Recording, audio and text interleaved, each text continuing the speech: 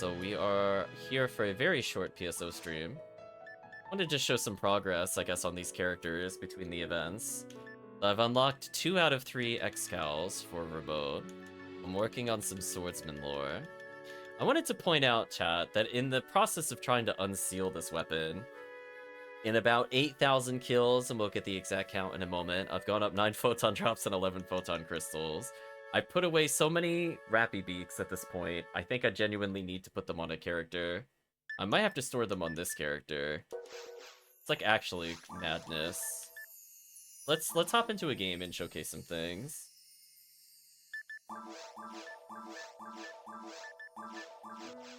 Get a kill count going as we do this. Oh, the rare bonus is in my favor. I was playing at 100%. So it must be, I was gonna say, it must be Newmans and females. Nice. So we got another 1,700 kills to go. But I've gotten all this here. I want you to see the wall of Rappy's Beaks that I need to take care of. Like, look at this. What am I supposed to do with all this? I think I have to, like, genuinely put some of this away. Just get rid of these items temporarily. I don't need these. I did these, I picked these up so I didn't accidentally menu for some items. Let's genuinely move these into this character's bank, because they've earned basically all of these.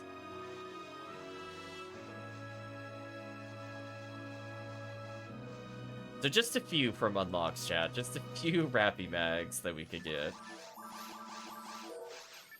Yeah, I'd like at least 20 mags, or 20 bank spots back. Isn't too bad. Artemoralian, I think is a kind of gimmicky mag, if I remember correctly. That'd be like the weird Gumby stretchy monster thing. I don't know what game it's from, which would probably help. I could go pick these up and continue. Yeah, I just wanted to showcase the run that I was doing and like how much success I've been having with it. We've picked up a couple of ignition cloaks, so I guess for people that really just want to see the run again, we'll do a clean one. This time with the limiter. But technically my stats are lower than normal. So all the run is just running over here over and over again for like a minute and a half. If we could get some people, we'll switch off runs, but honestly, this has just been extremely lucrative for me to do. Right, it takes about 1:40, like 1:45 for this character to clear a run. I reset the counter in about 15 seconds, so it's about 1:55 every time I want to repeat 66 kills. You can figure out that math. It's pretty steady. I only lose time if I don't center on the satellite lizards, otherwise I just do this repeatedly until they die. But I've seen a ton of Del Rappies, but sadly I have not seen another Ignition Cloak during Rare Enemy Week. Let him swing at me, we don't bother healing, because we know how long the run is going to be. A little pause trick there. I also lose time if I have to go back to those Rappies. I kind of hope that I don't. I feel like this guy's almost always in the right position, so I start just casting here until they die. But yeah, I'm hoping that people will end up doing a run like this to kind of get some really easy levels, especially if they're not, like, towards the future ready, as it were. Slightly too high up, that's unfortunate.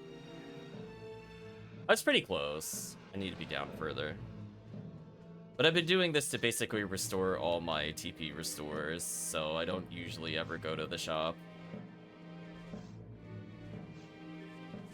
It's important my Razond hits all 4 of those there, otherwise it's not worth doing. It's worth using a Gafoe here because it actually hits the lizards if I walk them forward. But sometimes it's worth repositioning just for that, to make sure it hits them all. And that's the whole run. That was it, that was the run. Not that hard, you just repeat this over and over until you level. It's a very quick run overall, comparatively. It goes pretty quick. I guess I could show you the extended run. We'll do an extended run just for chat. I feel Surface is probably the best value you're going to get on Blue ID. I don't think Underground is worth doing, even for the tickets. Just because, like, if we examine each of the individual enemy drops, even outside of, like, Drop Rate Week or Rare Enemy Week, like, 1 in 500 for Rappy Beak, not great, But at least we have a small bonus from Forecast. But we want to get things like Photon Crystals from Babudas, for example. The regular Buddhas and Zabudas don't really drop anything of interest. So those are kind of dead enemies in the run. Every other enemy drops something of value, potentially. That's just stuff we have to keep in mind as we play. See, if we get lucky and crit, I don't need to make that melee swing. The luck does play a small factor there. Oh, I missed one Rappy. That's unfortunate. It is what it is. Yeah, I've gotten quite a few Heavenly Arms. Not like a ton, as you would think, because, you know, 1 in 2,000 odds, you kill... What, about 12 out of 66 or so are normally that, and then you do the run hundreds of times. But, like, inevitably, you should statistically hit one, and I have so far twice. So, it's not too bad value-wise. If people don't mind burning fluids, you can extend the run like what we're about to do here. I find it's not really worth killing the Astarks because it's like a lot of spells just to get 3 kills, whereas every other kill combination is at least 4, and it's also less spells. So between those kinds of things, I just don't feel like it's worth it. But here, I'm not going to heal until I really need to. I'm going to get greedy. Mono fluid while I wait to save fluid, because I saw one on the floor earlier.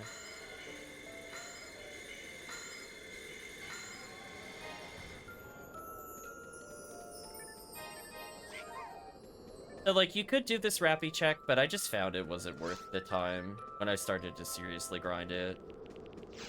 Take this opportunity to shift in, heal. So I'm waiting for them anyway.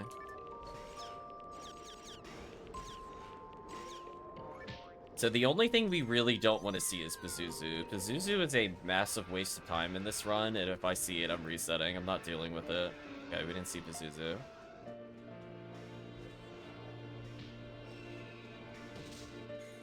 If we position correctly, yeah, there we go. I was gonna say, if we position correctly, we could get both of them to dive at us. Small adjustments. I'm actually gonna run forward on this fireball to make them come towards me. Because remember, you can manipulate what the AI does with distance. If you find that they're just shooting lasers at you, run away from them.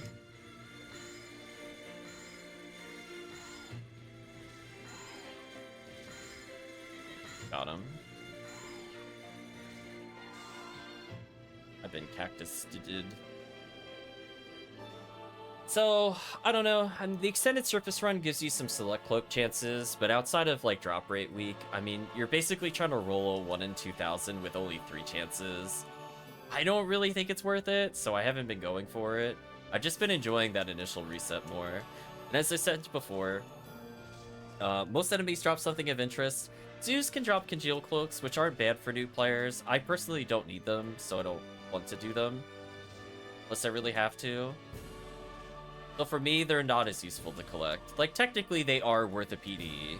Like, if you were to go into trades, you could probably get somebody to purchase it, but... For me, I'd rather just get the strict value of Photon Crystals. So you won't see me do a lot of these runs when we're resetting. I wanted to make sure the fireball wore off there. Make sure I didn't spook any Del Rappies if they did happen to spawn.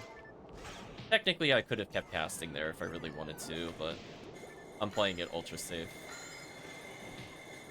The goal isn't to clear as efficiently as possible, it's to make sure I don't spook Rappies. I want their items.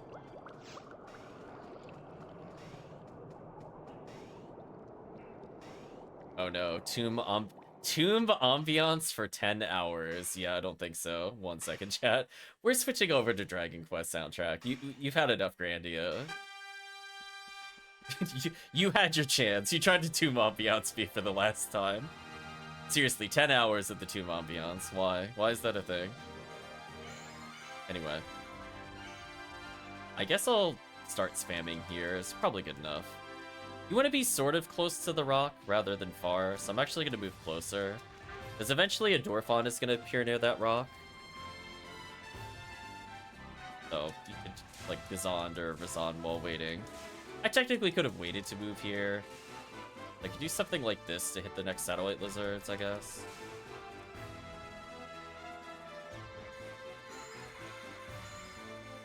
Get rid of you. And in my defense, the fireball did hit them on spawn, so I was attacking in the future again. So we're gonna keep spamming here. 10 hours of blurps and wind blows, yeah, pretty much. Speaking of Dorphon. Oh, this is an awkward time for the shifted to wear off. Fortunately, though, it didn't. I know me pausing for music made the timing of it a bit more awkward. I'm gonna pop some dye fluids. I want some fluid variety in case I find them as I play. It's easier to restock me using multiples rather than just like, oops, I'll try fluids. So whenever I get bored and I feel like I was doing that 66 clear too often, I basically just go over there. Without melee striking, it's not possible to kill with Gafoi fast enough, as you saw there. Just wanted to demonstrate there. But at the same time, it's fine. You could get run over just a couple times. It's just very hard mode. It's just like a minor inconvenience to be run over by a giant elephant rhino thing. It's just another day in very hard mode, honestly, chat. This music sounds like Sims music, I'm not gonna lie to you. If you had asked me what game this was, I would have said The Sims. Like, this is me, like, purchasing furniture theme. Chat knows what I'm talking about. Get rid of these. Yeah, the 1 in 700 photon crystals have paid off more than you would think. This is often why I end up with like 2 to 3 times the photon crystals to photon drop ratio. If I'm fast here, I might be able to kill. Ooh, that was such a good kill. So here's where I would normally reset. I wouldn't bother going underground. I'll show underground again for chat if they're really curious. If they're going for pure unsil kill rate versus value rate, I guess there's no reason to not do this area. I guess. The problem is Gorons just don't drop anything, so the next 2 waves are just dead drops. Unless they give you a PD, it's not worth your time for value. Like this, bazookas, nobody cares. It's only when you get to the next wave that you start to get value again. I'm not going to bother going further in A, though, beyond this point. I'll do just literally the Rappy check. We'll get rid of these for satellite arm, or satellite lizard checks for the heavenly arms, is what I meant to say. I'm going to choose not to Gafoi here. I want to make sure I don't spook in case there happens to be a Del Rappy here. There was not. Might as well kill these. I've already committed.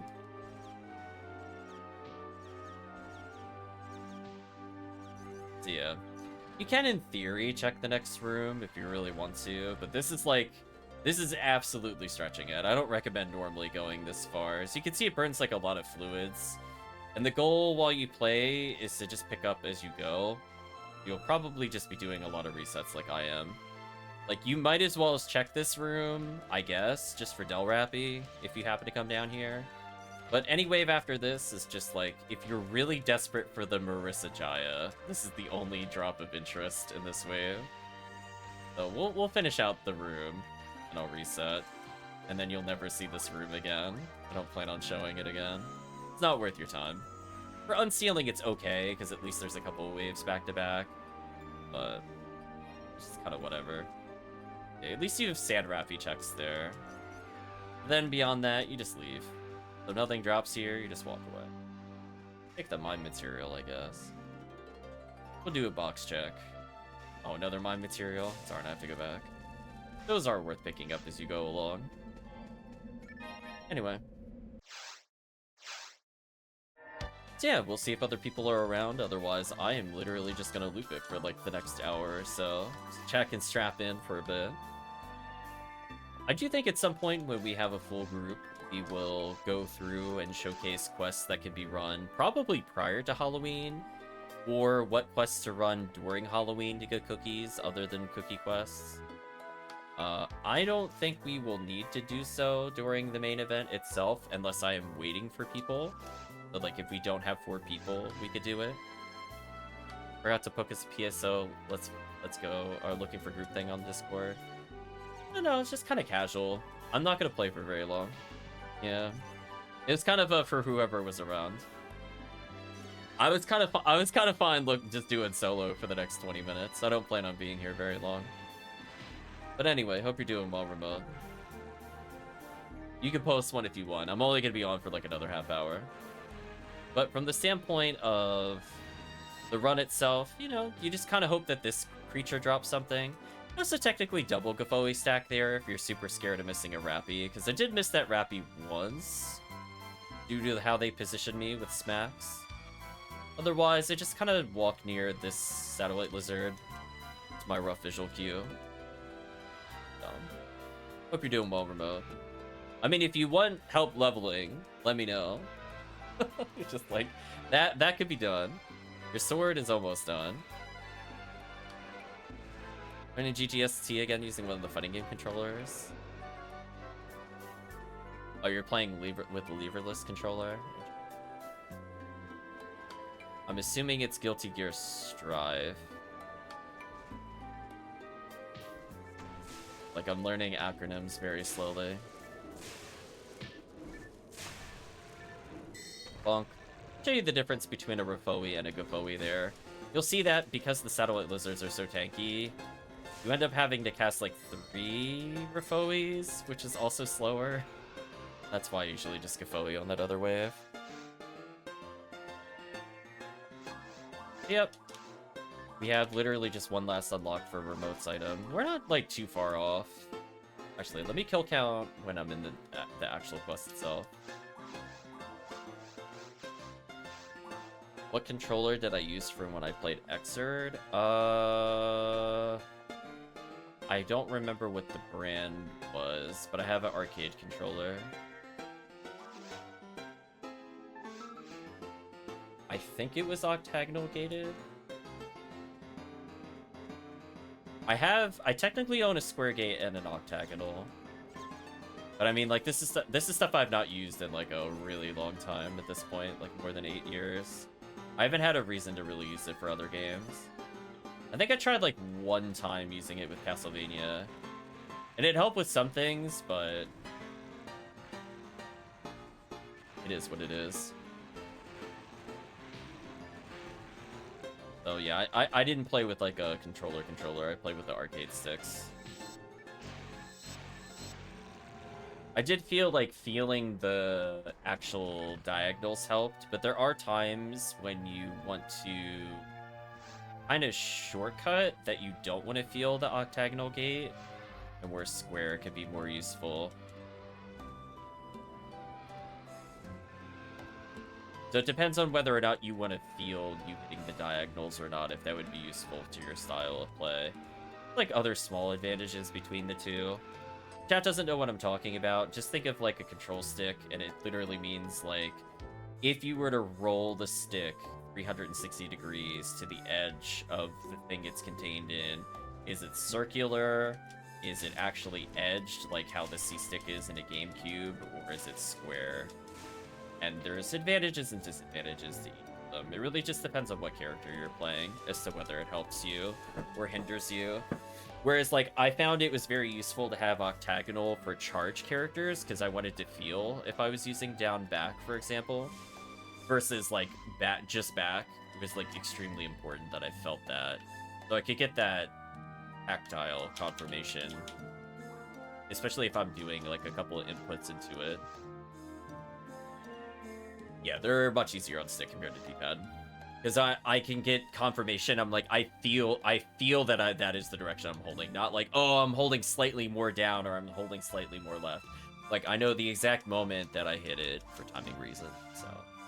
Whereas, like, you're doing big old dummy spin-to-wins with, like, a Zangief grappler character, you probably don't want to feel the octagonal. You probably want a square gate or circular. Or probably just circular, honestly. Yeah, I feel like grapplers are a bit easier to play on D-pad for swiftness of it. It also means, like, if you don't have, like, a giant arcade stick, it's easier to do just a lot of rapid motions, but the more precise motions you can control with the stick. So it's also kind of like a response time versus, like, input clarity. So it's really up to you, whichever ends up helping you the most. I know gamepads started to become popular again within the last 5 years or so, after for a long time it was just kind of stigmatized. Just because there was, like, a really big culture of, you know, if you played something like a you know, a Capcom versus Sync kind of thing, like, where you played, like, a Street Fighter Third Strike, the only way to really practice it was with arcade sticks at arcades. So it's like, it didn't really make sense to practice it on something that you couldn't play with. And, you know, console gaming became a lot more relevant in, like, the PS3 era and beyond for fighting games specifically. But for a long time, it really was, like, you would just go to the arcades for the tournaments. Even today, there's still a lot of tournaments in Japan that are arcade only. They don't do it in consoles. But obviously, the arcade scene has not really been a thing here for a couple decades. I cannot do a DP input for the life of me on gamepad. Yeah, that's what I'm talking about. It can feel really awkward. Like, it is possible to do it with it. It's just, you will feel a very big difference between characters that need to hit the diagonal consistent if you use something like octagonal. Oh no, chat, I got the 40 hit club. I'm clubbing, chat. Yeah, why is it always a club? Every time. So sad. It's always a club.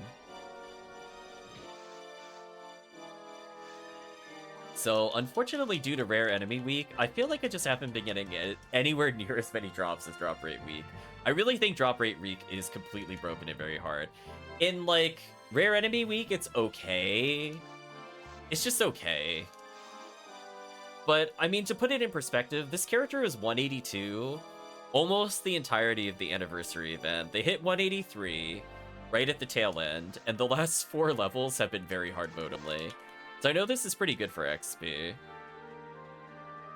Yeah, it's just one of those things where, like, I kind of grew up more on, like, classic Street Fighter, so I got more used to playing characters like Vega after I learned how charge characters worked. Because for a long time, I'm like, I don't understand charge characters. Like, what is the timing for it? How long do I have to hold it? And it didn't help that, like, my way of learning it was obviously, you know, pre-internet days, and then it was like, the AI could just walk up in Sonic Boom and stuff like that, which is not a thing. So they just straight up cheat inputs, which made it harder to learn the game. Because you're like, how did they do that? And then later on, you're like, oh, they just actually legitimately cheat. They don't even charge. They just do it. Or you learn about, like, the complete nonsense in Street Fighter 2 that did not help with learning the game. Like, there was a, what is it, 1 in 256 chance or something like that? Chat could correct me on the exact odds. But if you just press, like, a normal punch button or a normal kick button, a special will come out, regardless of you doing any inputs. Which did not help with learning the game. It made it more confusing, because you're like, but I wasn't doing it. Or the fact that, like, original Street Fighter 2, and they've obviously since patched it in re-releases of the game, but, like, Street Fighter 2 would also not accept you doing certain inputs, because it would check for whether or not you were holding something or performing inputs, and reset the window roughly every second or so. But if you catch it at, like, the tail end of a second, and then you start doing the rest of the input on the rest of the second, then it'll treat it like you never did the input at all. Which is the worst. So that also did not help with learning the game. And if you felt like specials were more annoying in the classic game, it's because they were, compared to, like, you know, re-releases on PS2, PS3 kind of thing. Yeah, since then they have obviously patched that out in other versions of it. But yeah, that stuff was just kind of nonsense.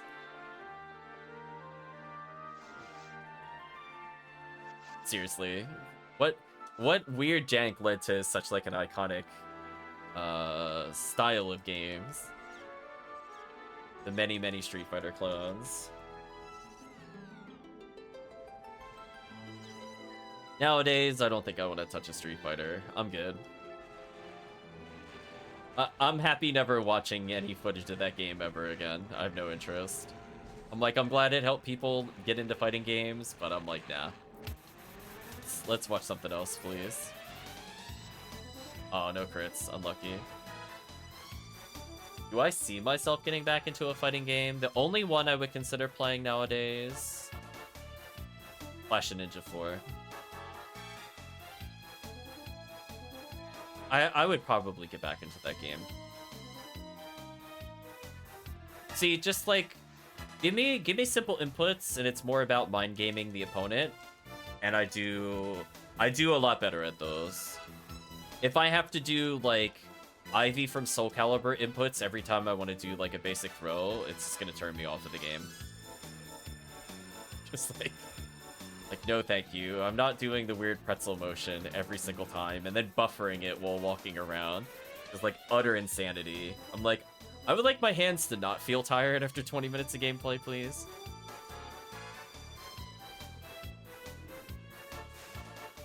I'm looking at you, Ivy. You're one of the characters where I remember those inputs. They were quite terrible.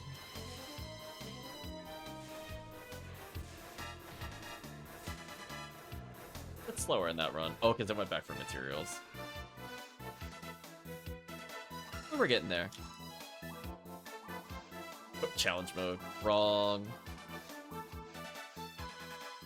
Yeah, I don't know. I think Strive is just too slow for me.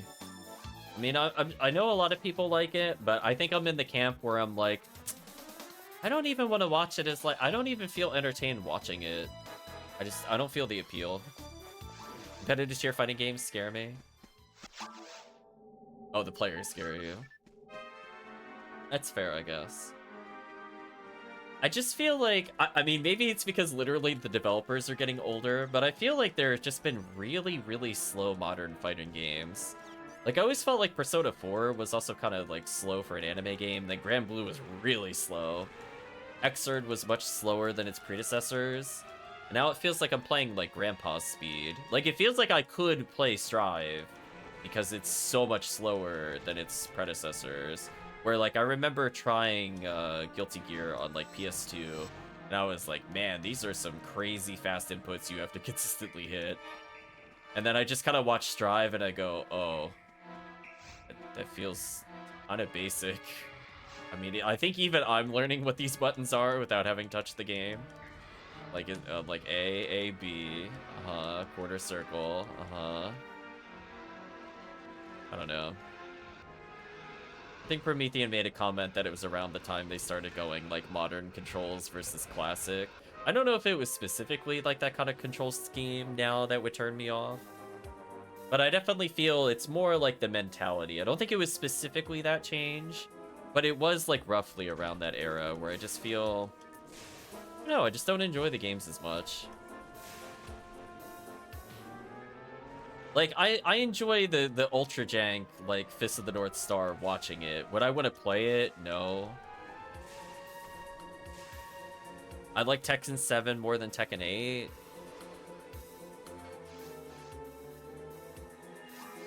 Probably made Strive slow and simple. Yeah, you should really compare it to the other ones. And in particular to, like, the Guilty Gear, the ridiculous title for the extensions, plus R or something. Yeah, compared to that game, it is like a third of the speed at times, if not half, depending on the character.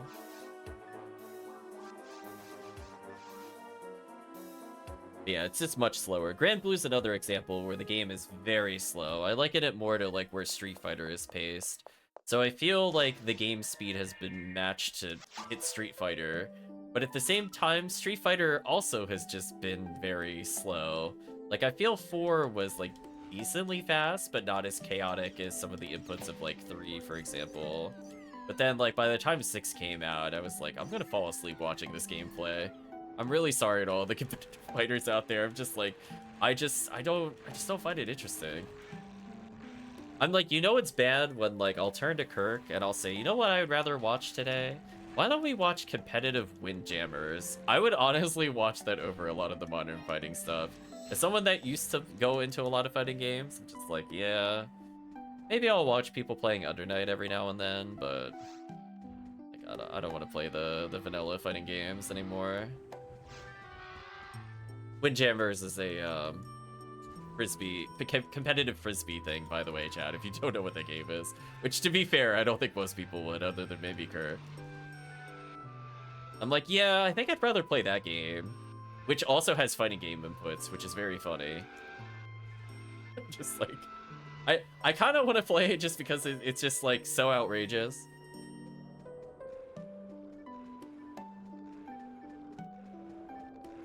Maybe one day we'll try it. Yes. Yes, you can input super throws, there's deflects, / perfect parries. It has like a ton of fighting game mechanics. Like, yeah, I think I'd rather watch people duke it out there. So you can input like custom throws, which require you to like input quickly on the like movement stick and stuff like that. So you can make a throw that does like a snake motion that someone has to try to catch. It's quite something. And each character has unique specials that like wall bounce and stuff like that. It's something. But yes, it has fighting game inputs. It even has a super meter. You can pop the super meter to stop a frisbee from flying past you, or to lift a frisbee off the ground if it happens to hit the floor, or it counts as a point. It has a shocking amount of fighting game mechanics, as I said before. It literally has like a burst meter kind of thing. So who knows? I would be more willing to try that. Clash of Ninja and competitive frisbee, because it's funny. It even has like Chris characters in it. Like you have like a frisbee robot. Things in there, because of course there would be a frisbee robot. To these things.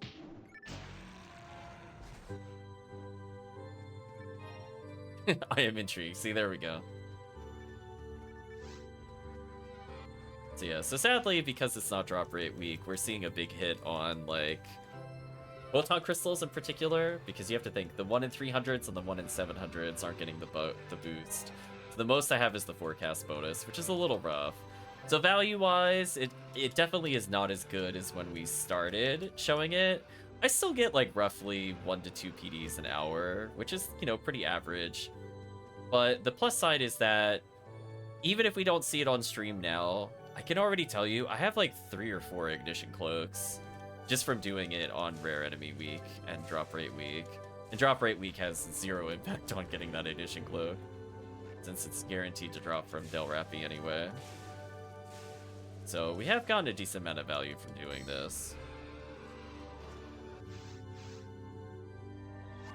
So we'll see where it goes. Of course, when I do this though, I definitely lose track of just how many clears I've done. Every now and then I do kill count. My preference is to kill count once right before I activate the console. So that way I could get the active total at the top. But otherwise, remote, I think your item is almost done. I'm definitely going to be done by Thursday. I don't know if I'll do solo runs Wednesday or not. But you could already see I'm almost at 9,200. I'm not that far off. I probably could complete it in 40 minutes.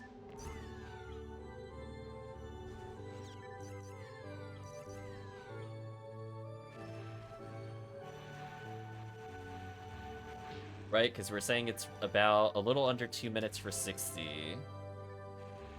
And it's times 2 would be 120 times 10. Times 5. I forgot how the math works, I'm tired. But either way, I need under 1,000. Which would be 12 clears, which would be 24 minutes. So yeah, before hour's up, I should be done with this stuff. I'll lose time going back for materials though. This is where the average kind of goes up to 2 minutes, even though I was like under 2 minutes most of the time. Technically get you 15 PDs by selling a select cloak if you really need them. I was planning on getting them back to you during the event. I don't need a select cloak. Fine. I'm one of the few players that could probably say I will never need a select cloak in my life. I'm good. We played so much yellow ID, and then I play a lot of blue ID. Between the two things, I think I'm good. I was trying to get a photon filter for Chris, but I didn't see any bites in trade. Been a bit unfortunate. I did try, Chris. I'll try like one more time tomorrow night if we get a hit on the trade forum.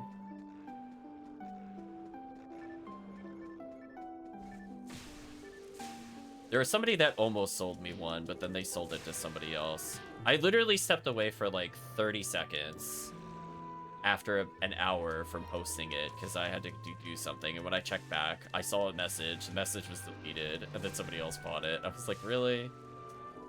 Sucks. No, I don't need the PDs ASAP. Yeah. I wasn't sure if you had enough badges for it or not, Chris. I definitely cannot help you with that. I burned pretty much all of them out. Otherwise, it'll just be Yellow ID runs, episode 4.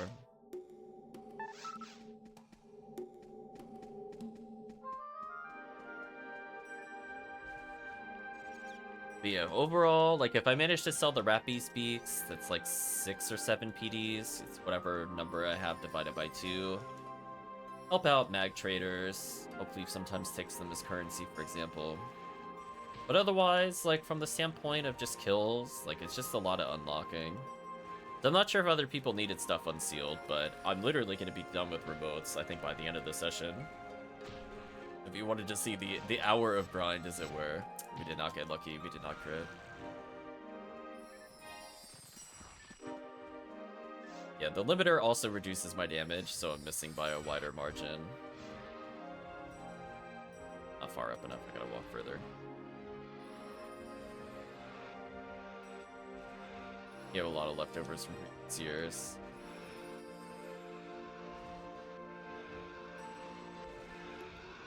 You have 584 gold badges? What? My head just exploded.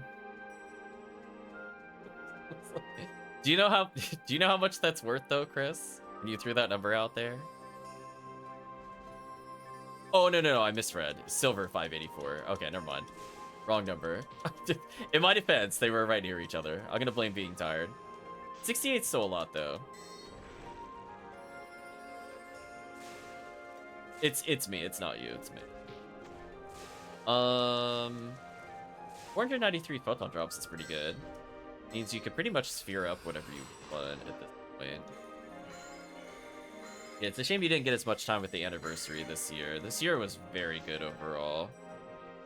I don't know why I'm bombarding them. There's no point. I don't care about Kadizkias. I've already picked up 2. So you can do that check if you really want to. Also, this character has TP material usage. Because I had, like, I don't know, like 15 floating between the event and whatever. I didn't use silver badges for it. I picked it up incidentally. So TP material is useful on Hugh Neural. I just don't feel like it's worth it on the other characters.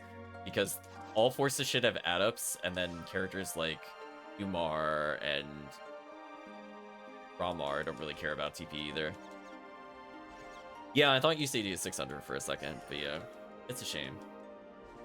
We'll have to get you some good items at some point next anniversary or this Christmas.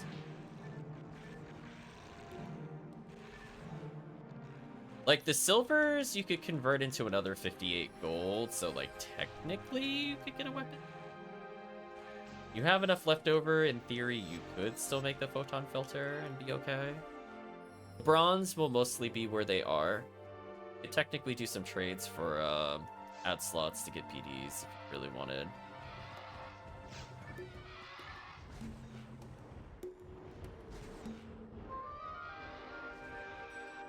Yeah, because it takes 680 photon drops, I think, to complete a weapon from start to finish.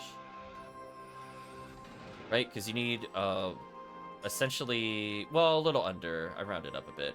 You need 99 times 6, right, for 2 attributes to be at 90%, and then you need 40, I think, to finish off each of them by 10%. So it's like a little under 680 would be the rough estimate. So you definitely have enough to sphere your first weapon if you really wanted to. But you also have enough PDs that you could probably trade for whatever you wanted, because that's also a lot of liquid cash. Pretty good. So sadly, it feels like the tail end of this level up is not going to give us anything. Which, again, is kind of an inherent... It's more an issue with Rare Enemy Week than it is with the quest. So, I'm still happy that unsealing, I've already gained 20 PDs.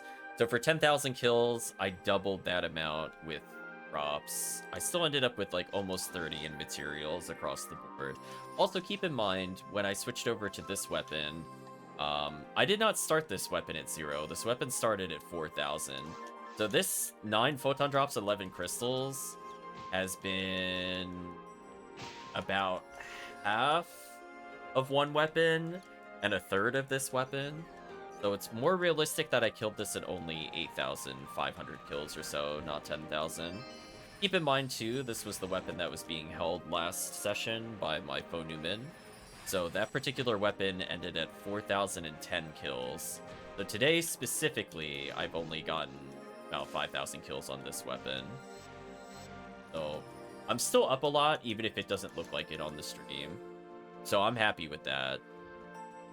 So we got 4 photon drops and I think 1 crystal on the other character with this weapon. So overall, I think we've earned 13 photon drops and 12 photon crystal. Yeah. So... for 10,000 kills, that's pretty good. I think chat can agree. So whatever I got last stream on Foe Newman plus minus 5 and 4 from this character means that's my total profit. Pretty good. Also, I casted one too many Gafoe. If you cast a spawn, or if you cast a fireball and the one that lands instantly dies, you can just walk away. Save yourself a TP cast, which is important if you're conserving TP like I am. Probably not extra Gafoe if you don't need to. It is what it is. I will go for slow clear here. We're almost done. I might die here. Oh, okay, we're good. I honestly wasn't sure. Still cleared it in another 2 minutes, so I'm happy. You can see she's getting ever closer to the phenomenal level 188 just off a very hard mode. So honestly, if people are really struggling to clear and they want my honest answer as to how to climb the hardest, fastest, I'm just gonna give the blunt response of it really is just episode 4 grinding. It's really not that hard to do. The requirements for very hard mode are very low. So it's like the amount of weapons you need to clear a TTF successfully and the raw stats you need are so far and above what you need to clear this very hard mode. Like, I'm playing Hugh Neural. Like, come on. She's not even a real force. And she's still getting, like, insane value while unsealing. Well, I'm also unsealing to make it more worth it for me. But still just kind of insane value in general. I was just gonna swing at him at that point, just end the wave.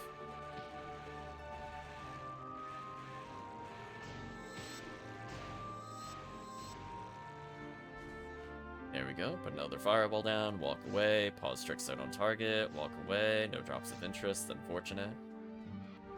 So we had, what, 600 kills to go, which is like 10, a little under 10. Right, because we're killing over 66 enemies, depending on how I ended per attempt. Oh, so that guy died instantly, so I can wait a second. Cast again, should die instantly. Good. That's how you can save time. See what I mean? Like, I'm like, look how much more TP I have. I'm at 800 plus. Like, you really don't even need that much. I'm playing with limiter on as well, which is silly. So my other moves are not as strong. I can actually probably do this while I'm waiting for them. This might be faster.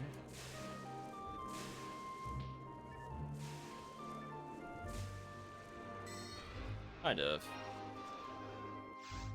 Like a second faster. Well, we're almost done with remote stuff. So if other people want to trade, let me know. If chat wants to do ultimate, you should probably let me know in the next 15 minutes. Otherwise, I will be happy with just completing remote stuff on stream. Just to say that we did the runs. I'm hoping we at least see a Del Rappy. I will say it's unfortunate chat hasn't seen it. I have seen an insane number of Del Rappies while unsealing so far.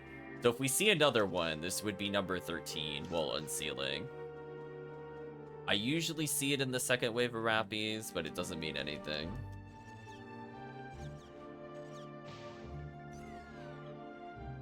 You wouldn't believe it looking at this, but this is Rare Enemy Week. So I guess it's not a bad analogy to XP Week at the moment. But overall, it's been, like, not bad value. Unfortunately, that means I still have to unseal some other weapons. So for example, I technically have Retract's Swordsman lore already upgraded to Proof of Sword Saints. So all that's done. Yeah, I know, so many rare enemies, it's crazy. There's only those Rappies at the beginning of the run, but it's a pretty quick reset. And I feel, because I was thinking about it before, like during the event itself, I was like, I was resetting just to find Del Rappy, and then I'm like, you know what, why don't I actually just try doing a run with the anniversary boosts, like off stream? And I'm like, I actually really like this value, it's kind of crazy. I think I talked about it at a couple points in the anniversary, because I did that more towards like the third week, versus like the first couple of weeks of the anniversary. Because I was like, oh, I actually do like this on very hard mode. I was like, let me revisit when it's not anniversary boost to see how good it is. And the answer is, it's pretty good. I will say, even though it's 25% drop, it does feel like I've lost like 50% of the value. I do think you get an insane amount of value from drop rate week comparatively to like rare enemy week. So if people are really looking for value with it, I still think drop rate week is the strongest. It's not even close. Rare item up is actually still pretty good as well. It's kind of like the best of both worlds between wanting ignition cloaks and wanting value. Rare enemy just kind of sucks. If you actually just don't roll the rare enemy, it doesn't matter. You're basically applying it to like 12 enemies in this reset versus drop rate and rare rate applying to like 30. Do you know what I mean? It's just a much better value. Like, in theory, it should make it easier to get an ignition cloak. In reality, I mean, you're witnessing it. Do you even see Del Rappy? I don't see Del Rappy, so it doesn't matter. You'd rather spin more slots at that point. Do you know what I mean? Yeah, it is crazy how much XP this character went up. I don't even know what percentage she was at. Right now, I can see I'm at 78%. But she goes up like a percent or two within 2 runs. That's not too bad. I had to cast an extra Grafoi there. It was unfortunate. Yeah, as long as you don't really go back for materials, the positioning is still roughly the same. The visual cue is the same. So within 8 or so, we'll be totally done with remote stuff. And then, yeah, I'll have a partially unlocked limiter. I got 2 to work on. I had a floating add-up, so technically I'm down an add-up compared to the event. But I'm also up like an insane number of PDs. So if I don't happen to get another photon drop between now and the end, we'll take a look at our total equipment to see where I'm at PD-wise. Because I'm at a truly, truly insane amount. Maybe I'll do another Barans on stream just for chat. Just the little promise that I'll do the gamble for it. Because I think Chris presumably wants the Barans with hit at some point, but probably doesn't have like 500 plus photon crystals. So we could probably do it at some point. For Dragon Quest music. There we go. Chris is like, yes, I want. That way you're not worrying about trading it. Make it real easy. I got distracted by the music not loading properly. Time loss. Still under 2 minutes though. Even with that reset, like right now it's like on 2 minutes. It's fine. You have to be efficient every single run, but it helps. But yeah, it's just been pretty good. I mean, I'm gonna have another Swordsman unlock soonish. So Thursday I'll probably unlock it and see where it goes. Again, I have a short-term memory with kill counts. I need 350, so that is 6 clears? Okay, so 5 more after this. And then that weapon is all unlocked. You can see we're sitting on 1500 for Swordsman lore, not too bad. I don't remember if I needed that Swordsman lore for anything, if I took it off my Humar, for example. I don't really care if it's... I had a floating one, so I know I had one to spare. So I think I'm basically back to where I was before the event. The difference is that I'm up several hundred PDs. It's like kind of also the big thing, because we had the big sale with Retract the other day, which was, what, 33 PDs? We still have 15 PDs from Remote that are owed. We helped Tiggy get all that stuff out of the way. As I said before, it's like, I don't mind doing it. Do I want to do this, like, every day? No. Do I find it nice as, like, a cooldown while I'm chatting with somebody, or I'm, you know, watching shows? This isn't too bad. I could do this while watching shows. So therefore, my hands are doing something. Oh, I forgot a power material. I will gradually gain PDs via materials as well, which is also a big difference from this in CCC. So just on this weapon, we've almost hit 30 of the core materials and 4 luck. And it's about 4 luck equals 1 PD. So it's like... it's not too bad. Speaking of which. So like stuff like that is considered a win. Like if you pick that up, it's just like, oh. Thank you for the good luck and parameter. So that's the kind of stuff where you consider it. You have like so many alternate means of success with this run that it's hard to really get upset at it, because it's like, okay, you fail like 5 in a row, that's like 6 minutes lost. Or a little more than that, it's more like 8 minutes lost. But at the same time, that's just like doing a single ultimate run and just not getting anything in the ultimate run. So it's like the odds of you seeing something good after like 5 runs are really high, whereas like the same time frame where like, yes, you could get something in ultimate after 100 runs, feels very extended because the runs are, you know, 5 minutes long, 10 minutes long, 50 minutes long. It's just kind of a nice little jaunty pace. I don't have to go back to store. I don't have to sell items. We can all roll our eyes at the rare enemy on stream, though. Bad luck there. We should, in theory, see one soon, but in practice, it has not happened. So maybe as we go on our final run, we'll do the extended check at least to see if the Rappies are rare, like killing the Astarks. And again, we've been very gradually restocking fluids as we go through. I'm in no rush to clear it.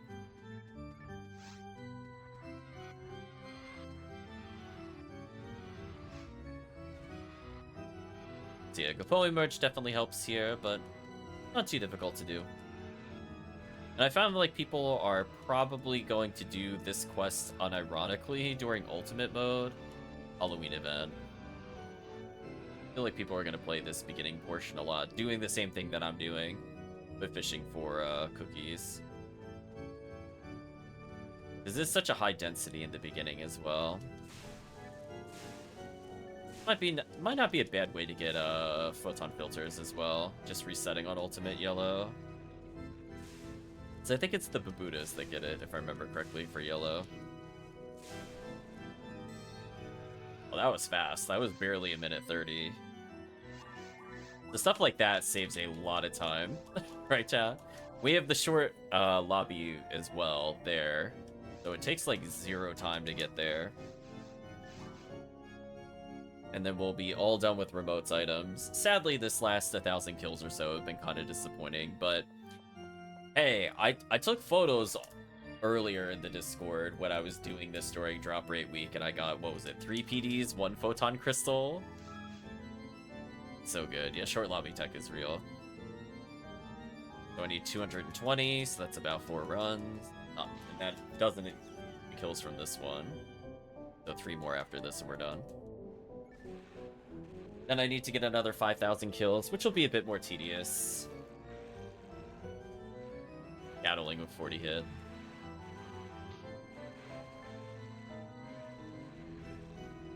It would be very funny if I ended up with like 80 hit caliber. Oh, look at that. Off by 8 damage.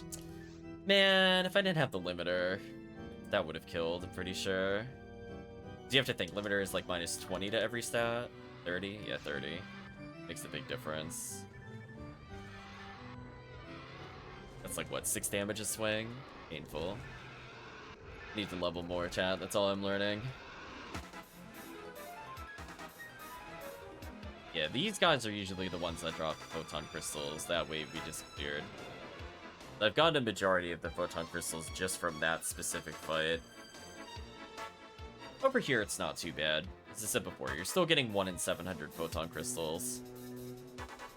Do you kill 8 in a run out of 66 on the resets? It's not too bad.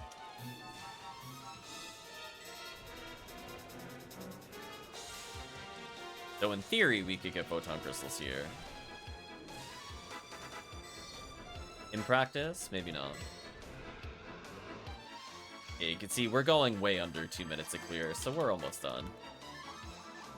That's how you can tell I've done it a few times. Even while talking to you and autopiloting, we're still getting like minute 30 clear, minute 35 clear. Yeah. Fast run. The run is like just long enough for me to not get bored of it, because if it was like a 30-second run, I could only do it like 20 times and I'm burned out. This one, I'm like, I could do it for a couple hours. I really do it. It's like that perfect sweet spot.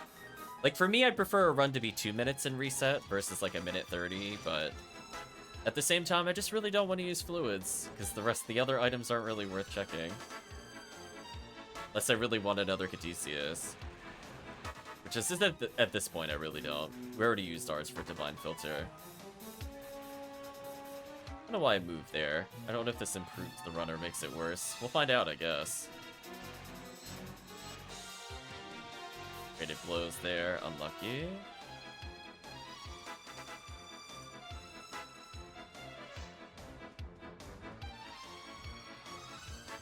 Hate getting stuck between them. That loses time. It looks like you should just walk through, and PSO is like, nah. Your character too thick. You're not going anywhere. Nice try, though.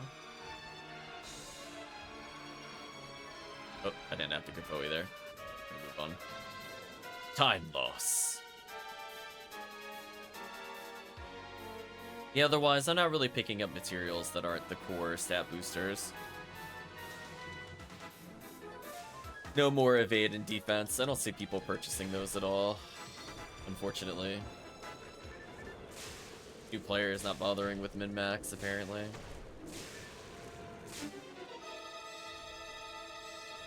That was still somehow faster. I don't understand how that was faster than some of our other runs.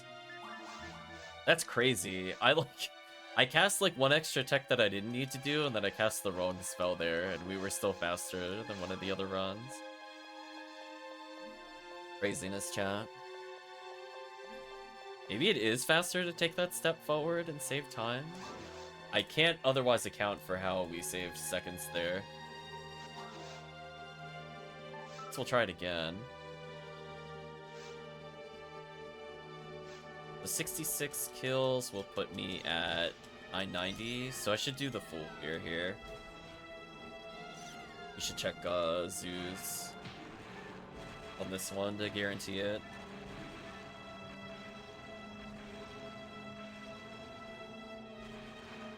I walk further forward. I don't know if this helps or not. Oh, I actually got lucky on a crit there. I wasn't expecting that. Hey, there we go. See that, chat? We stream for like 50 minutes, we get the photon drop, the consistency. We still have a chance of getting photon crystals before it's over, too. Isn't that nice, chat? It's so consistent. Even with the reduced rate, it's amazing. We are due for a photon crystal, though. If not, it will be a bit unlucky where we pause. 1 in 300 when you kill 10 in a run is not that bad. Chat can imagine. That's like actually not terrible, given you're killing across 10,000 creatures.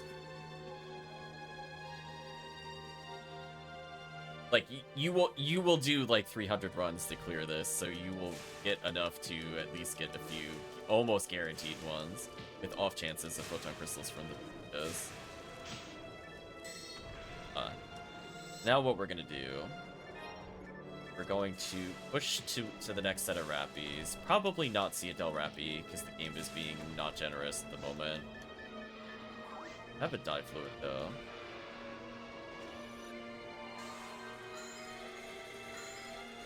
Oh, I regarded way too early there.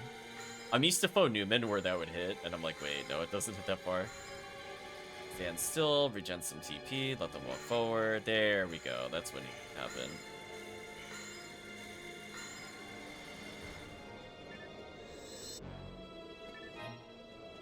To no one's surprise, there was not a Del Rappy in 1,000 kills. Roll your eyes, Chad. Of course there wasn't. Of course. Why would I see them in Rare Enemy Week? That doesn't make any sense. There's like what? You check what is it, 12 or something every run? Or 10? I think it might be 10. Take your head, chat. Unlucky. Alright, that's how I wanted them to move last time. So now I can Rabarta between them. And we walk back in the middle. They want to do anything funny. They're about to get Gifoed. One last chance of Photon Crystals. I'll walk away in case the Rappy gives me something. I don't have to kill these two. No, I'm not going to. I don't need to. I'm gonna go ahead and switch blocks here to force the kill count to update. That's the other important thing about the run. Apparently Xbox 360 is here. Anyway, now we should be able to do this. Done. Now we have all the X-Scowls out of the way. Look how simple that was. Now let's go put some PDs away and see where we are total since we last checked in. So sadly not crazy value tonight, but let's look at the overall run of Unsealing versus just 1,000. So we have 2 entire Photon Spheres, so that's 200 PDs. Right, chat? More or less. And you have 14. And we're already up to 65 Photon Crystals from here, so I think we went up another 11 or so. And we still have 3 Photon Hordes from before. It's not too bad. I'm gonna go ahead and just cash in all my materials here to start making another stack. Nicholas Squirrel says, new to PSO, played only in GameCube, but barely. Which character is good for beginners? That to me is a little bit of a tough call. There's a lot of talk whether it's Ramar or Ramarl. I personally had more success with Ramarl initially to go from a completely fresh character, no trades, because debuffing is important.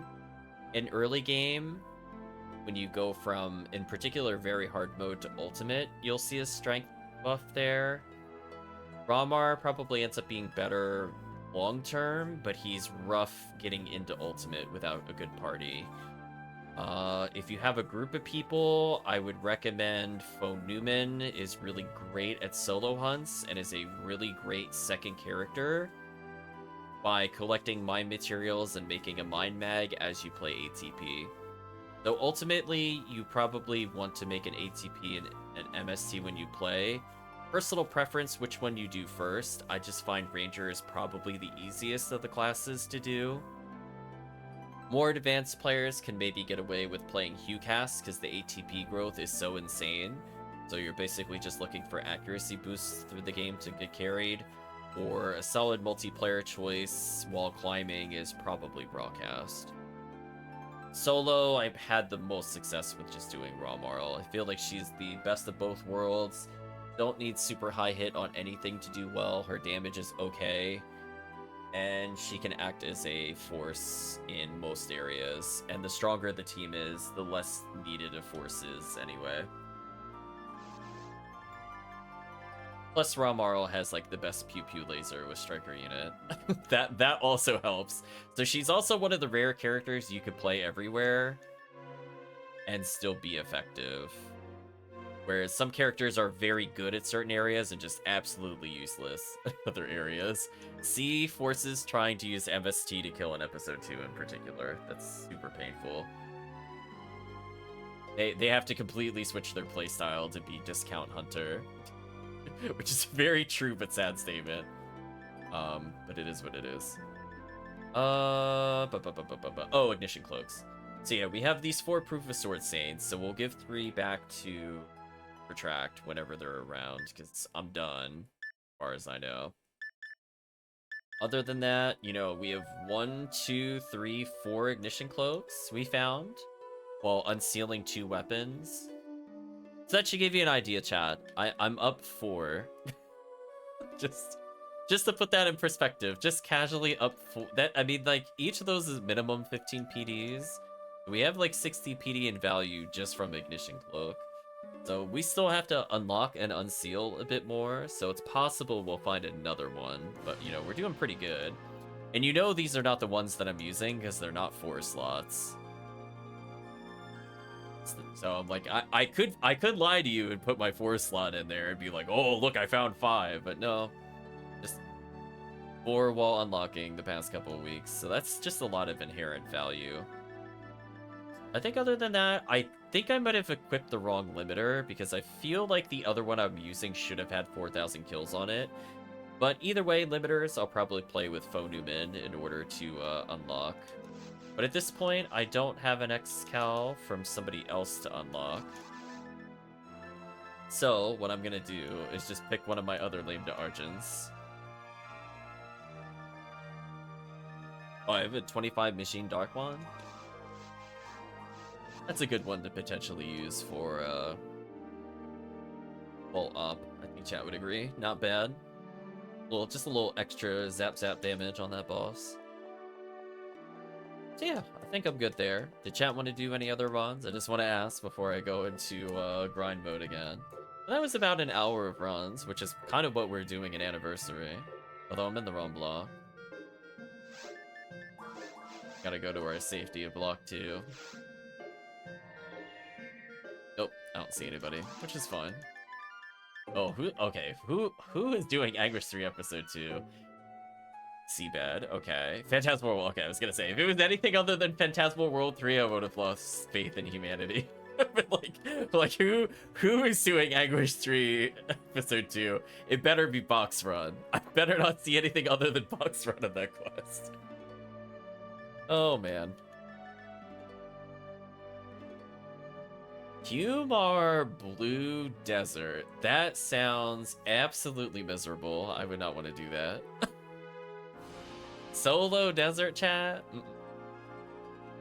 No, thank you. Some quests you could do Humar. Solo desert, I don't think is one of them. He's actually weirdly good at the Heaven Striker one though. Sweep up operation. Is that even an RVR? Craziness, chat. I think we're seeing stuff outside of RVR being played. Everybody on their own little world. Well, technically, Endless Nightmare 3 is there. If we really wanted to do a lame to Argent reset, we could. Well, it's not the worst. It's another pretty easy run. Although I've never done it solo before. How hard is that to solo? I guess I could find out. I'm used to do. We did it so many times with a 4-man group. I don't know if I ever played that with one person. So we'll hold off on unsealing that particular weapon. But anyway, we're all good for remote. Thumbs up, remote. Your weapons are done. They're waiting for you whenever you want them. Otherwise, I'll probably just get another 2,000 to 3,000 kills Thursday. And then I'll have unsealed another swordsman lore for myself, and also almost completed another weapon for myself. So I have a lot of spare X-Cals for most of my hunters for stun locking, which is nice. I suppose I should play Yellow ID to go check out that other run to see how miserable it is solo. As I said before, I think it's a really fun multiplayer reset. It's one of those ones where the team can very easily do it in a very effective manner for a 2-run. I don't know how I would feel about it as solo force. We'll give it a shot though, just to give chat a little more variety. And then if Chris wanted help on that Barans, let me know. That we can try to get another Barans for the group. I'll be like, just pay me like 42 PDs or something for it. We'll call it even. Let's see. Termination.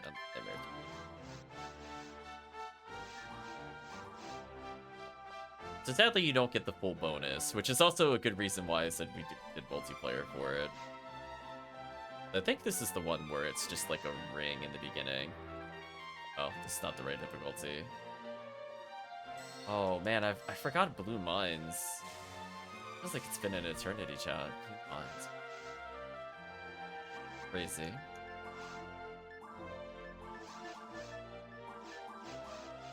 Try that again.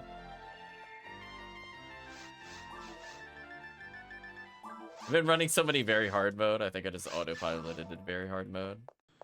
So, like, it obviously doesn't benefit from rare enemy, but at the same time, if you're bored of rare enemy, sometimes exploring this might be worth it. I don't know if in single player it's worth it on this specific quest. But, like, you could, in theory, like, demon, stunlock, do stuff like this to kill it. More doable. And, like, it is doable. So I guess the question is... I guess you still full clear the first room to try to get to the, what's it called? The Sinnoh Red. The downside is, having not done this room, I actually don't know where the switch is, okay? It was like, I don't think I've ever bothered. I usually let the rangers do this, because I don't like clearing Burans, of course. The obvious reason of not instantly killing them. I think this is the Sinnoh room, so this is where you would normally stop. So you kill these for your lames. Like, a 1 in 1,200 isn't terrible, right? It's fine. You'd kill these two and move on. But again, like, that's where, like, if two people were clearing the room, you'd have a ranger snipe the switch, right? You'd have somebody else just hard focus, like HuCast would gun down all those other enemies. I, as a force, would have just run in here, resonded to open the boxes that you can't see that are near the door to the left. And I just kind of rifoe down the wave, which is really easy for force, multiplayer, single player. And then comparatively, you just kind of get right into the Sinnoh Red, which is just a much easier hunt. So I'm like, is it worth me clearing out the other wave as solo force, or just running for this all the time and resetting? And then if you want, you could do the extra box check here with a little Razond. It's not bad. I think I still prefer this in multiplayer, though. I don't think I would do, like, a serious grind with it. Anyway. That's all I wanted to check. I'm trying to think if there's any other solo mine stuff I wanted to run. Honestly, my answer most of the time is, I actually really like the Excalibur odds and RBR. So I would love to do this with the group, but solo, I don't really see a need to really grind out for Excal. Free hunt mine, says Dango. Welcome, Dango. So I'm just thinking about how to end the stream. I guess I could technically roll another hit Barans for Chris. Get that out of the way. Surely nothing terrible will happen when I attempt to do so, right, chat?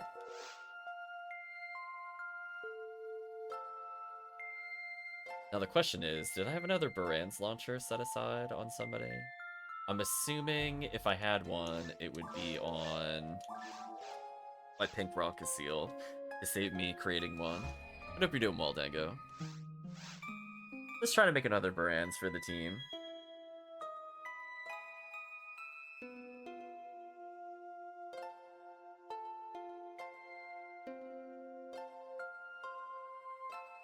I think the goal is to just get people as powered up as possible.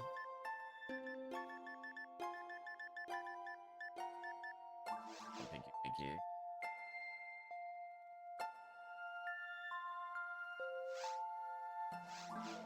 But overall, quiet night, since, again, we're kind of streaming at an odd hour, and I didn't advertise it.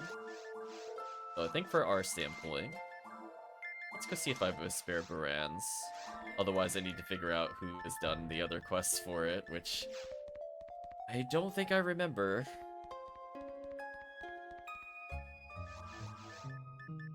It's feeding mags as Mango. Nice, nice. Make those mags, Dango.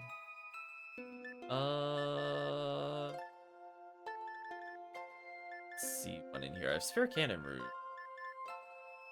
Unless I'm just not seeing it in here. Yeah, I don't see it in here. I have other fun things to get rid of at some point, but nothing. Also, I have a ton of Heavenly Arms. I have no idea what I'm going to do with some of these. If chat also wants a Heavenly Arms, now would be a really good time to ask me. I only needed like 4 or 5 floating. I think I'm at like 12 or something. I'm good. Yeah, it might be on the blue conceal. I'll put it this way. I put it on a ranger. I grabbed one of them earlier. I want to say I had one that had no plus bonus. I don't think I grabbed both of them. Check real quick.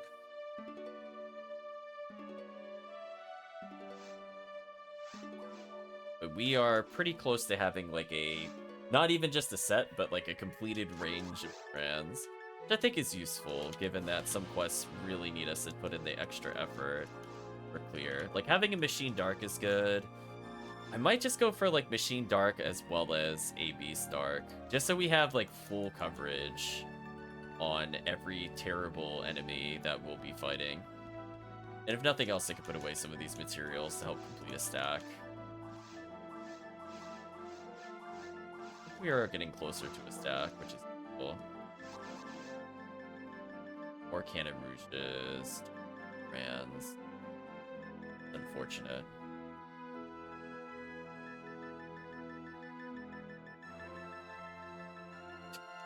God, shields I gotta deal with at some point.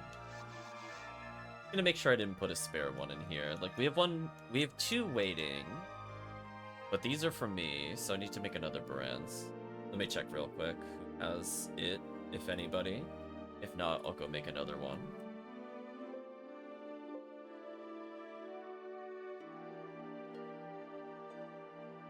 Alright, so there is a Baran's launcher. Who has it? My Humar has it? Why? But why, though? Okay, well, apparently my other Baran's launchers are on my Humar. I don't know in what world why I put it on that character, because I would never think to look on them, but sure. They're not even a ranger. I know they're my S-Bank character, but, like, it's still, like, I had all my ranger gear on my ranger, so I really genuinely don't know why I did that. Must have been an interesting thought process at the time. I mean, I guess I thought I had spare weapons, so I'll put them in the Sharebank character. But I also just gave all my spare Cannon Rouges to my rangers, because I got tired of looking for them. So I'm like, I'm just gonna look at the rangers for them. I don't know how this character got XP. Somebody must have killed something while I was doing a trade in episode 1. That's all I can think of. I can tell you right now, this character has not seen the battlefield.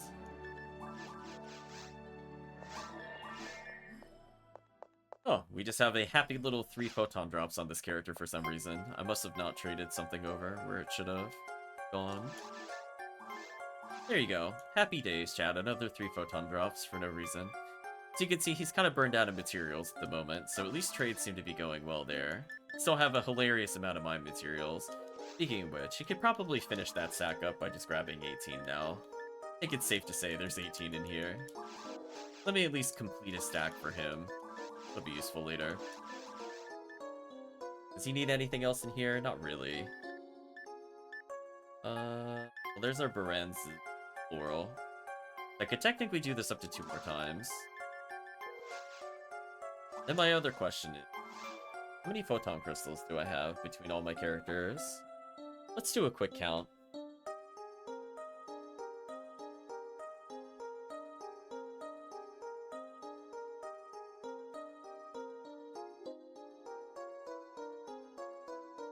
$42 and 65. So I have 107 and 42 in reserve. I think I'm okay with that. Let's see with the 65 photon crystals if I could get another plus 50 hit for Chris. We're gonna convert all of our unseal bonuses to that, and I'll still have like 50 floating. I think previously I had 70 floating, but then we gained over 100, and then we used it to make 3 Baranzas, which is pretty good. I will say, those are some pretty good photon crystal breakdowns. But I guess we'll now go back to the Uniworld and try to make Chris's Barans? Question mark?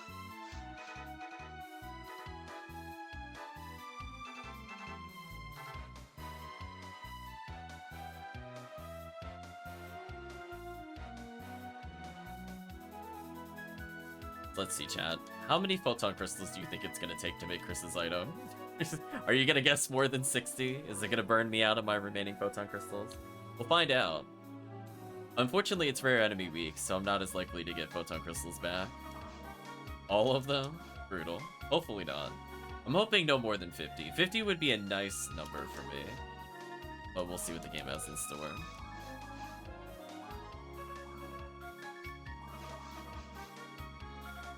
RNG cares not for what we have. We'll do a quick kill count check to see how many kills, if any, are on this Excalibur. I'm assuming 0. Wait, why did I put my limiter first? Oh, it's doing an inventory slot order. I was like that's not my first item. Yeah, we have 15,000 to go. Grab a brand. And Argent has how much?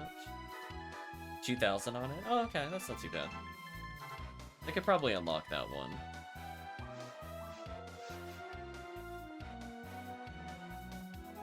So, again, like, I've unsealed a ton of personal items. Unit-wise, I'm about neutral, just because I keep trading them out for unsealing. But, you know, plus side, I'm sitting on, what, 230-ish PDs? Remote still owes me 15. Potentially, we'll get 40-something from Chris here for the future. That'd be nice. We're getting closer to completing another brands. Having 2 brands launchers with Dark would be huge. If we get lucky, then it won't cost us that much. If we get unlucky, it'll take everything from us. Also, I forgot to grab the photon crystals. Good one. Oh, it's sorted. I was like, what did I press there? Go grab the crystals, I guess. These NPCs are such big trolls. I'll take all of our photon crystals, and at least if we used up all of our photon crystals, we'll know how much we, earned in this process. 65 is a nice number to attempt with. Hopefully it does not use all 65. Plus side, I can't fail the first one. This should be fairly straightforward.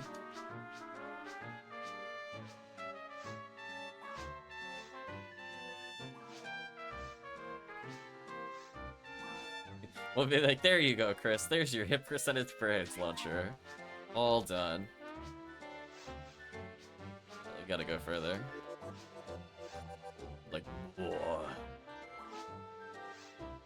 This is where it could fail. This failing is not the end of the world. It's where it starts to fail the other ones, it starts to get more expensive. You fail this like once or twice and it's still fine. Okay, unfortunate.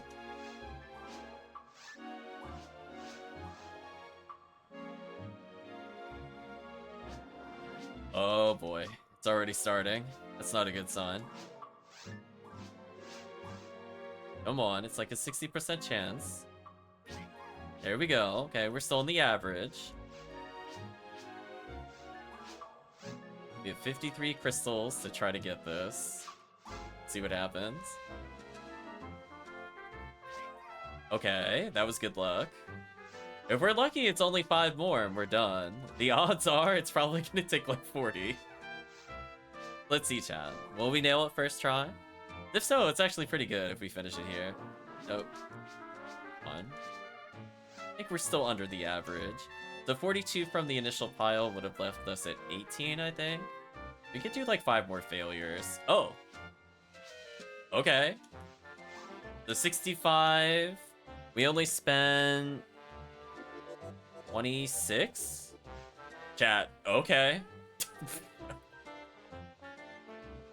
Okay. Well, that was easy. Meanwhile, someone out there going like, I spent 120 photon crystal. Like, I know. Listen, chat, you just gotta believe sometimes. That's all you gotta do. You just didn't believe hard enough.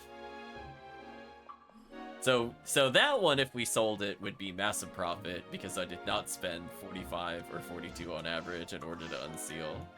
But there it is. That was easy. Right, chat? Maybe I'll even have the other character hold the photon crystals just so we can see how much we have. Yeah, that went really well. Normally you fail quite a bit on the last 2. But yeah, we only had like, I think 2 failures between them. You don't really care if you fail the 3 of, because it takes like 3 of those to equal just like 2 failures on the other. If not, a single failure, depending on where you're at with it. That was surprisingly painless. Who had my other crystals? Was the opponent character? Unfortunately, I have to do that, because no matter what, it's gonna complain at me. I'm just gonna put all the stacks on them. That was such a great guess. It was the component character that had them. See that, chat? Like, when I follow my intuition, it works. When I have some weird logic-based reason why I put stuff there, wrong. I'm wrong every time. But this one, I'm like, yeah.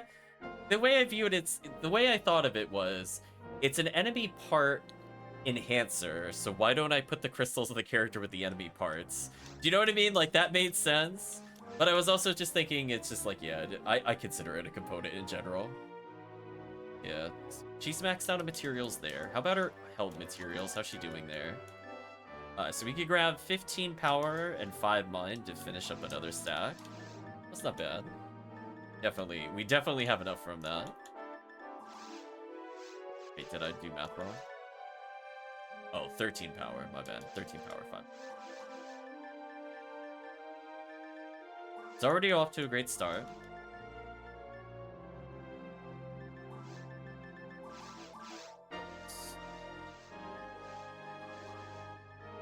I definitely overshot the mines that much. There we go. Okay, so let's go take the photon crystals. And then I guess we'll see how unsealing does in the future. I mean, by Wednesday/tomorrow, I don't think I'm gonna get a chance to play the game. But at least we get to see from like a total overall standpoint. You know, I'm sitting on about 220-ish PDs, which is what I was saying earlier. I think I have a couple floating PDs I need to put away. But otherwise, it's a pretty accurate representation. We almost have a full stack of photon crystals. Say that's a pretty good backup in case something happens with, you know, future Baran's making. But yeah, we have pretty much everything we need. So whenever Chris wants it, we'll make a trade in the future because I know his internet is down. But it feels pretty good. What to play with the stealth suit at some point? I'm just thinking how I want to end the stream.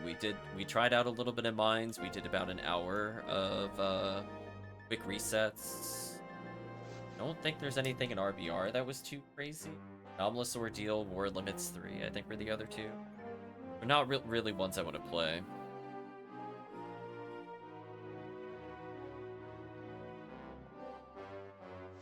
Just thinking. Is there one last solo quest that would be worth showing off for resets?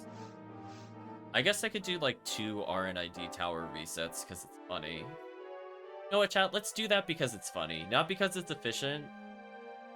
Because I just feel like doing them. This is for you, chat. This is for all the PW players out there that are like, we need to get our Ubers. I'm like, yeah, you're right. Play you. For old time's sake, to remember the anniversary event, we'll do a couple PWs. So that way we could say we played 3 different quests. We technically got an upgrade for somebody. So big night overall. Look at that, I'm not even gonna go to short counter. How much I believe, chat. I was thinking about in the future, and I'll have to do more research. What Gibbles quests do I feel like potentially grinding to get Psycho Wand? Other than PW4? Like, is there a quest that doesn't feel like complete trash garbage to do Gibble hunts on? Oh, it's too far over. I'm a little scared here, because I'm not lined up with the wall. I could get punished here. I was not punished.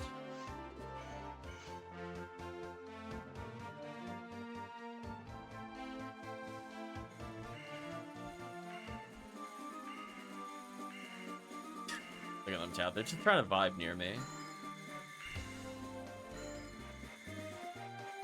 I used on to turn around without moving. I'm in a pretty good spot overall. Yeah, this was what I was talking about last time. I think the fireball just does more damage. That's why I was sad that the damage was different between the two. Being able to do that saves you so much time. Yeah, I don't know. I guess in theory you could do the same thing I was doing with the, you know, episode 4 resets to get value. But I feel like the odds of this striking good are pretty low, where at least like the very hard mode resets are more rewarding. Like, see, I'm just getting like a couple of box checks and that's about it. Like, can they be big? Yes. Are they likely to be big? Probably not. We'll do one more though. This character also went up a very silly amount of XP doing this exact run. So it's nice to be able to show off, like, how to force do certain runs. Because, like, they can do tower, and it's okay. Are they going to outspeed Ramar? Probably not in solo. But when you don't have, like, the high-end of high-end gear, which I don't think I have for the most part for Ramar. I mean, I have Demon Mechs, don't get me wrong, those are good. But I think I'm missing, like, a lot of high hit percentage that would make the run a lot more viable in general. So again, if I see that he's walking backwards, just as a reminder, the trick is to walk more to the right. I basically want my feet to line up with the trap behind me. That's fine. You can do your little dance if you want. I think you're already dead. Fine. No.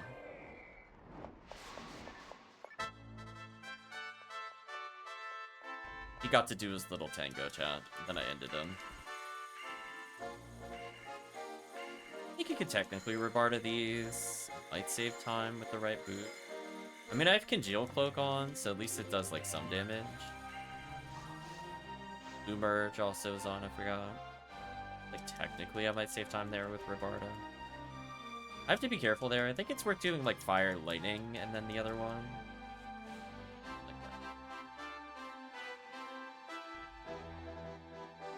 I want to line up with him. I'll just use Zon to turn around into Bardas. Just to ensure I don't step too far away from the railing. But yeah, just kind of reset over and over. I like this more than the Gaigui hunt, because I don't have to deal with the RNG BS of it debuffing, or shielding, or throwing random confused shots at me. It's actually like that run quite a bit. Otherwise, chat, I'm just thinking about if I want one additional final run of anything at all. This would be last call for any kind of run. Otherwise, I guess I'll decide what I want to end on.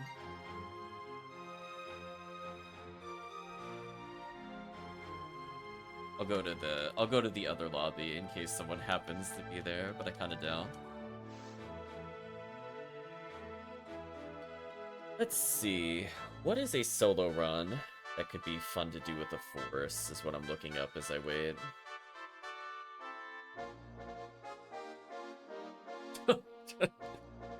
Chad, I want you to know I was scrolling through a quest list. Do you want to know what quest I landed on? Like, just scrolling through. It was one of the worst ones. I was like, I'm not doing that quest. Just that the RNG selection did not work well, Chad. Let me put it that way. It was not TTF. TTF is easy. That's not a bad suggestion, dude. Yeah. I could in theory. The problem is I'm missing Zalor Gun. And I feel like I'm honestly gonna get probably like a Hell Slicer and a Zalor Gun will be my pickups. Although I'm kind of thinking if I want to hold off the Hell Slicer for a Hell Shot, or not Hell Shot, for a Demon Shot. It was Mine Offensive, by the way, Dango. I was scrolling randomly through the quest list. It went to Mine Offensive. I was like, there's no way. I'm not picking that quest. Just no. Yeah, TTF is okay. The problem, as I said before, like, you lose so much time on falls. I just don't think it's worth doing outside of a group. Like, I only save about a minute of time, but I kill, like, so much less. To the point I just actually don't even enjoy TTF. Funny enough, I think solo Xrd is better. Maybe I should just do solo Xrd.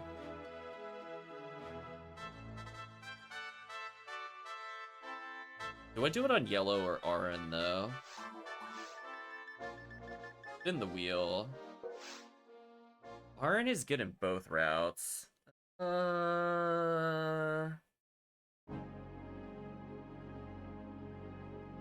Yeah, I guess I'll just stick to RNID.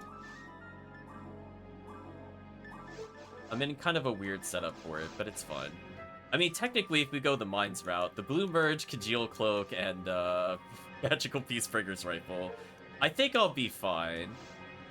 I think this will be fine. I'm very ice-oriented at the moment, but yeah, I guess I could do a quick Xrd. If we go Mines route, Sinnoh Red is ultra dead, by the way. I don't have Psycho Wand on me, but that's fine. It helps a little bit, but I have so much ice damage, I don't know if it matters. Sadly, the beginning portion of Caves is lightning, but Anything else should be fine. Yeah, look how easy that is as a first for single player. It's like criminal how annoying it is in multiplayer. This PS damage.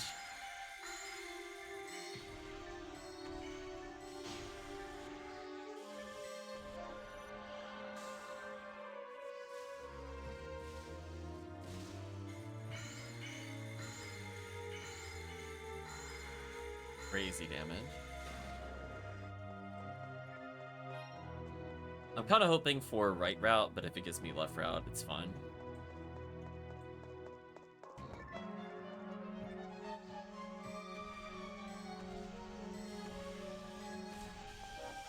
Oh, I have pure paralysis on this.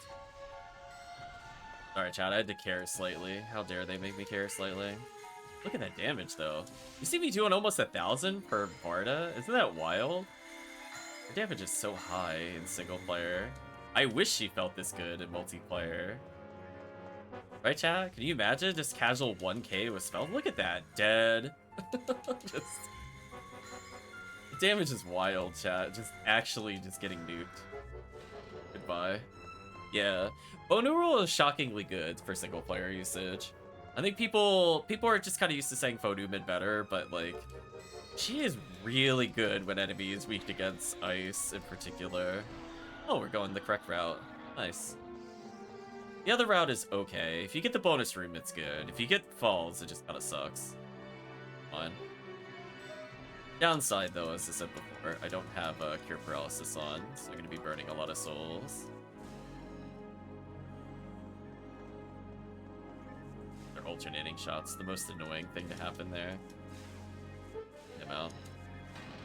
On the plus side, 750, I kill a Lily and 2 Zons. Yeah, we're just so good. What silliness, chat. The damage. Did you really paralyze me right there? And I ran out of TP? How annoying. Perish. Stop it.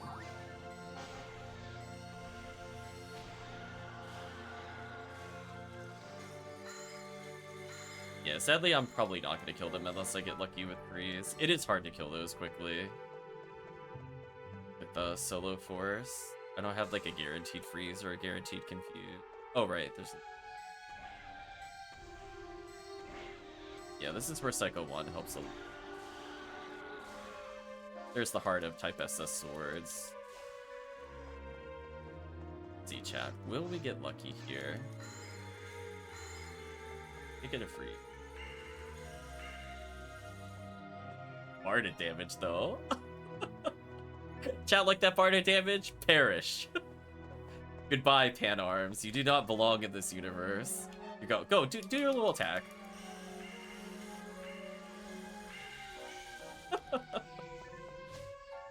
Get out of here. Never mind. We don't need freeze. We're faux dual.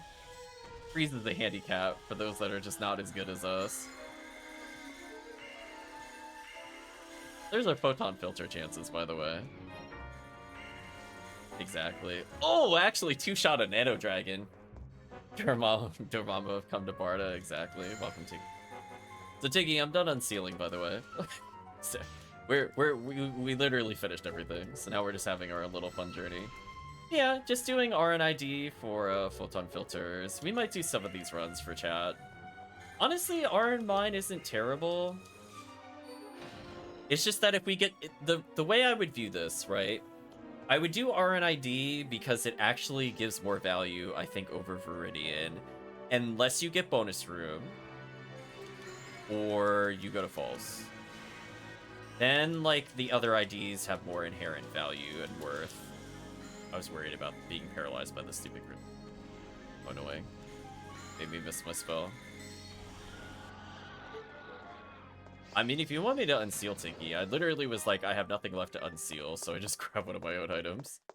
But if you want me to, I'm okay with it. I would rather you, as a team member and friend of stream, enjoy the powered up bonuses. But right now, I'm just having a fun little journey in here. See, those lilies back there, that's like, I'm so scared to request them to fix this so you could grab their drops. I'm so scared for them to touch this quest. Because you can't get those, by the way, to my knowledge. Look at that damage, though. Bonk. Bonk. Bonk.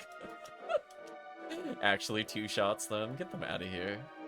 Yeah, so I can't get those drops, to my knowledge. Since it leads to a red warp. And you can't get to that red warp normally. So sad.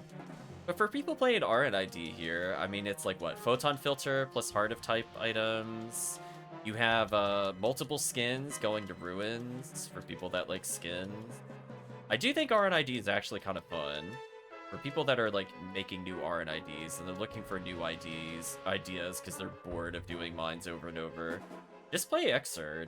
Honestly, it kind of has everything you want. And then it even still gives you bonus room stuff, which you want anyway. Right? It's you're like, oh no, you're making me fight Sinnohs. Surely RNID has no value with Sinnohs and kill chicks. Surely there's nothing known to drop from either of those types of enemies. Surely. Anyway. Yeah, just a couple hard ups and photon filter. It's not too bad. It is kind of crazy how long this route takes to get to the mines, though, compared to Ruins, and I'm not sure why it was built that way. I kind of wish there was a short route and a long route for mines. Also, I should probably deband at some point, I guess. I guess I'll deband. Right, chat? I guess my phone roll should probably get defense going into mines, I suppose. It's a minor inconvenience, but it is what it is. Up here. Look at that foe damage though. Ooh, A52, nasty. One more S parts and V101s. Oh no. However, will we clear the? You know it's bad when they're hitting foe roll for like 80 damage. Like they can't kill this character. Crazy. Short as the Lord of lower defense. And look at this damage. Let's bully this skill chick. Get out of here. You can't touch this. You don't have permission. Let's see if we get good room or not. If I get good room, I will go back for Psycho 1, though. I don't want to do good room without it. DeBardo. Oh, other difficulties. I think in episode 2. Like, are you weak to Bardo? Are weak to Zon, though. Unfortunately, there's enough targets near me that I can't accurately get it. I'd still die here, though.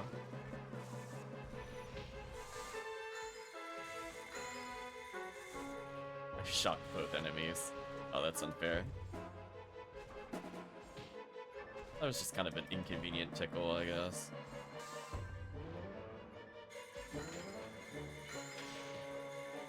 Yeah, even without debuffing them, like, look how little damage they do and compare it to multiplayer. Fine. Another grill chick? Yeah, got absolutely fried. Hope you're doing well, Tiki. We're just kind of winding down after a night of unlocks. Oh! Well, chat, you see, sometimes you do efficient runs, you don't get rewarded, then you do stupid bullshit runs with Xrd, and you just get S parts for no reason. Just like, is there any logic to PSO? Just point to the stream. There is no rhyme or reasons for Ubers. Just casually pick up a 1 in 12,000 drop. It's easy, chat. Just casually get more value doing Xrd. Don't think about it. It's easy. It's easy, chat, every time. See? This is why I do RNID. It doesn't make any sense. Don't mind the 1 in 300 photon crystal chance we had earlier. No, we're gonna nail the 1 in 1200. Got second in my Loki Uni tournament tonight, so doing pretty good. No, we were just talking about Under Night, actually, Tiggy. I was saying it was like one of the few fighting games I still watch. You have to let me know if it was streamed anywhere, Tiggy. I'll go take a look.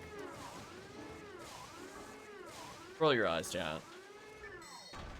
See, you even get RN card here. It's like, oh, free items. Free. Out of here.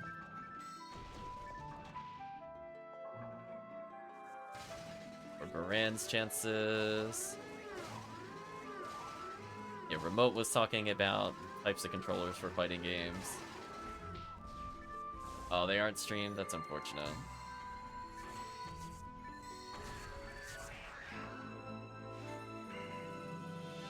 Do I even care about the other things if they die? Not really.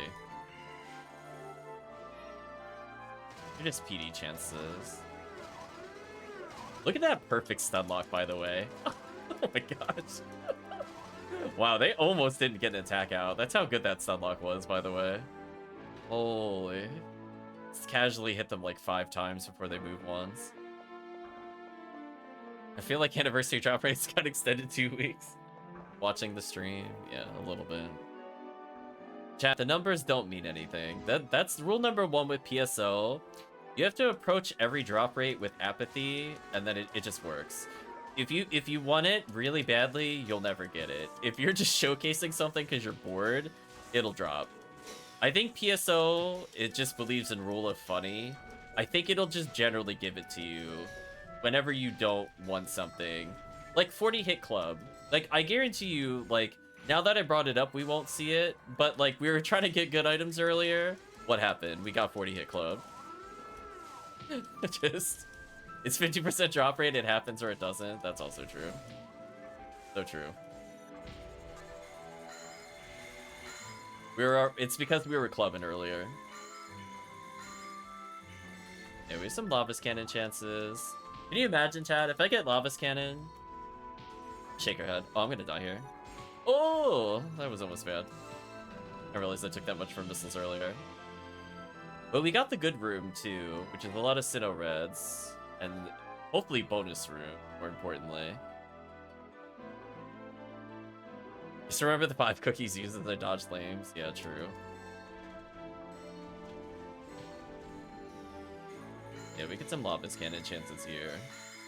Though honestly, people that just want to play RNID and are bored of doing normal mines runs, or you know, want to do ruins because you just want to, not because it's necessarily efficient, but just want to showcase that you could kill, like, Darkbringer and, like, 3 Bardas with this particular setup.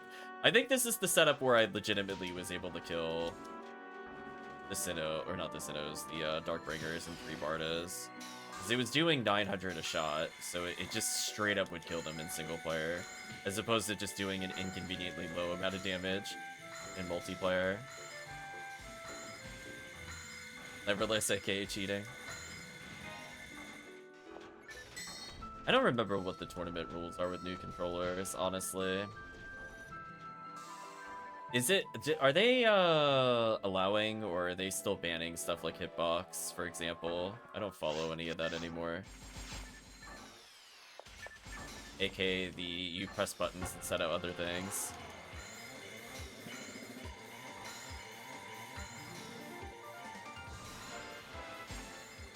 Oh, that synchronized death animation, though. Beauty. I was more asking Tiggy. I don't think Remote would know. I'll go get a tri-fluid. Either way, it saves me some time. Am I gonna get the good warp or the bad warp? I got the bad warp, chat. How unfortunate. Well, run is over. I would have loved the bonus room. The bonus room in this area is insane. Because you have to think, it's blue and red Sinnoh, I think. And either way, you want a ton of those for yellow ID and red ID runs. So, oh well, we'll just have to casually put away another S parts that I actually don't need. Crazy stuff, chat. Otherwise, I kind of like this setup. Like, I could remove Wizard Technique for Heavenly Arms. Otherwise, squeezing out that little bit of damage we saw did actually matter in Ultimate multiplayer. It's the difference between killing, what was it? Ilchick, but with 4 versus 5. So, like, it sometimes matters to get the level up, but usually not. But for single player, we'll take whatever we can. People playing on Rock Band guitars. How about peripherals being banned? Even macros usually out of some game settings. I'm reading backwards. Seeing for some mines makes me regret making R and a Hugh Casil. Yeah, Force Mines is easy. No, I definitely feel bad, Remote. I think the way I would view it, Seal would still really be good at spaceship runs on RN, and also decent at, surface alternatives for Episode 4. I think there's some quests where I'd rather be Force and some Hunter in Episode 4. It depends on, like, the enemy spread. The more non-Gafoi stacking it is, the more I like Hunter. She's only level 1, so if I wanted to, I could reroll. That's fair.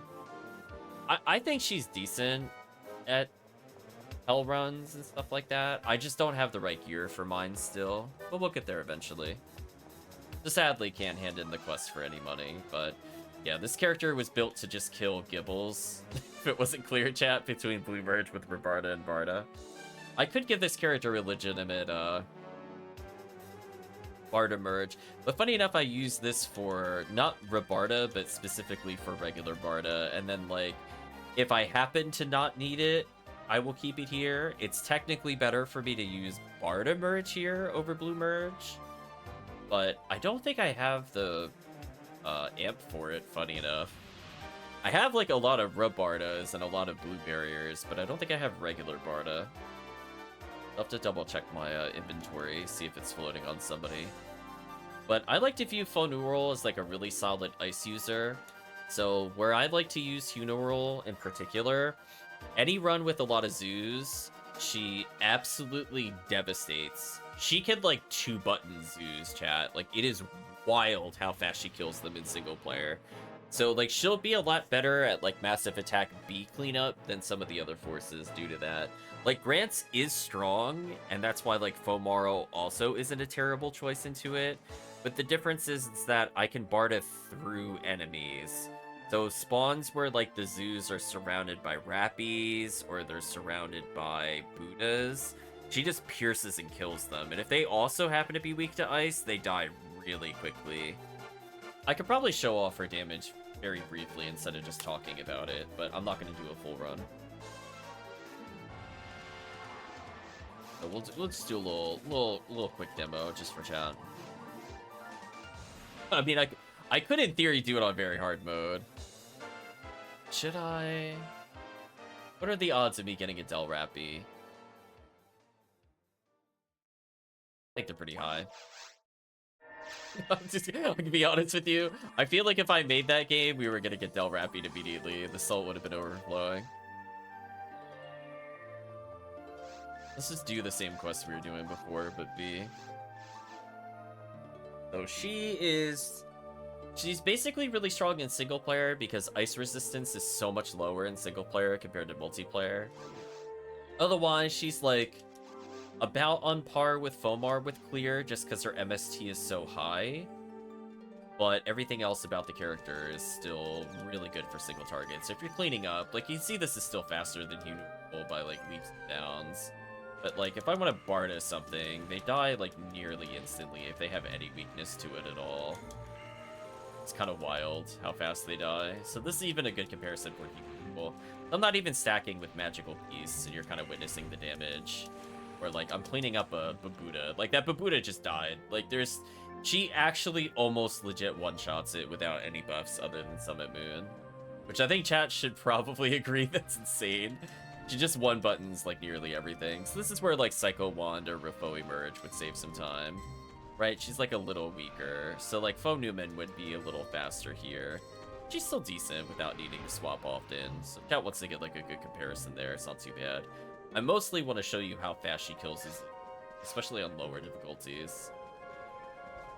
Since Orange ID is, I think, okay at the same kind of run, you don't get as many Photon Crystal chances. But if you end up going underground, I think it has a stronger set compared to Blue. Oh, speaking of takes ice damage, yeah, she just casually does 1,000+ damage. Just, you know. Right, chat? Just kind of like, and 2 buttons. Right, chat? Just, and dead. Like, just think, she could get more ice damage if I want her to. Oh, what a character. So just think about all those poor Darkbringers with the same amount of resistance as that enemy and just getting absolutely destroyed. Anyway, I want to showcase this. Yeah, they're crazy dead. There's no way they survive this combo. This 1800 damage, chat. Like, come on.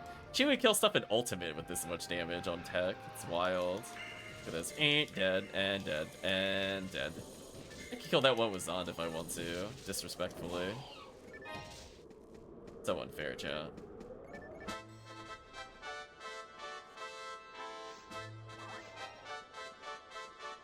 Okay. That's basically what I wanted to talk about briefly, but yeah. I feel like anything that specializes in Barda, she's really good at. So I'd like to view her as like a really excellent support mage. The people who are looking to understand how to play her in multiplayer, aside from healing, I actually like going Congeal Cloak, because the way I view it is that she is a really great third force. She does all the other things the Phonumans don't want to do, without needing any of the equipment needed to buff her stuff. She's better at healing than Phonuman in terms of HP numbers and range. And she's got Piercing Needed, which is really, really good if you're playing kind of a gimmicky team, or you're just looking to go through episode 2. Piercing Needed saves a lot of time, while still being able to do some decent damage in other areas. And again, for single target damage, it's just really, really high in general. So she's pretty good at killing mini-bosses, since a lot of mini-bosses do have ice weakness. So if you're wondering, you know, why we were doing, you know, Hunts versus Gibbles, the damage she does against Gibbles is so much higher than Phonuman, it's kind of sad. Like, Phonuman might only save time when there's 2 Gibbles next to each other and he's using Rabarda, where she can full screen stun lock and she does almost literally double damage over Phonuman. It's... I can't understate how strong her Simple Tech boost is, and then the MST advantage on top of that is just completely cool. So she's actually pretty fun to do solo runs with. It's just that she will not excel at the same solo runs that the Phonuman does. So anything that requires a lot of Gavoe stacking, I don't really recommend dealing with that with her.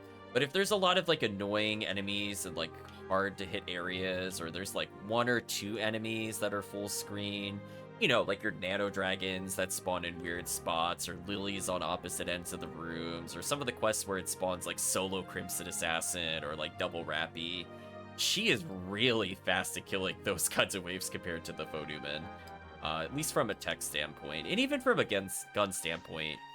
She has enough accuracy that she could kind of use demon mechs. So I also still prefer her in places like Ruins, for example, over Phonuman. I actually just like her better in single player there. It flips in multiplayer when I want ATP, then I like Phonuman a bit more, so I can X-Cal.